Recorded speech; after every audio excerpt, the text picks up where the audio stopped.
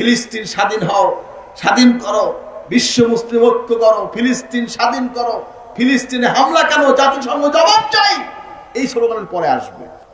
ধরাই দেওয়ার অধিকার আছে আমার। আপনি বড় আলেম হওয়ার যায় বলে হইয়ান, আপনি পিছনে তাকান, তারা আমাদের ভক্ত ছিল, অথবা এই দেশের পীর মাশায়েখ আউলিয়া কেরামদের হাতে হাত দিয়ে তারা মুসলমান হয়েছে।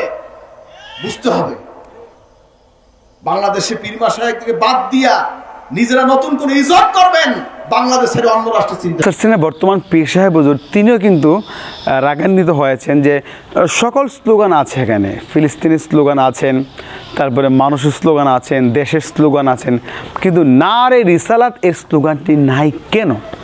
নবীজির স্লোগানটি কেন নাই? অথচ যার উসিলা তামাম জাহান আল্লাহ পাক সৃষ্টি করেছেন, আসমান জমিন যা কিছু আছে সব কিছু, কুনতু আউওয়ালান নাস ফিল খলকি ও আখিরুহুম ফিল বাস, আমার নবীজির সৃষ্টি জগতে প্রথম, আগমনের দিক দিয়ে শেষ, বিয়াবাদী। মনে রাখবেন যে আমার এই নবীর স্লোগানটি নাই, যার উসিলা আল্লাহ জান্নাত সৃষ্টি করলেন, ফিলিস্তিন সৃষ্টি করলেন, বাংলাদেশ আল্লাহ সব কিছু হয়েছেন। যেটা প্রিয় দর্শক, সার্সিনা পীর সাহেব হুজুর যে কথাটি বলেছেন স্লোগানের বিষয়টা নিয়ে, এটা চমৎকার কথা বলেছেন।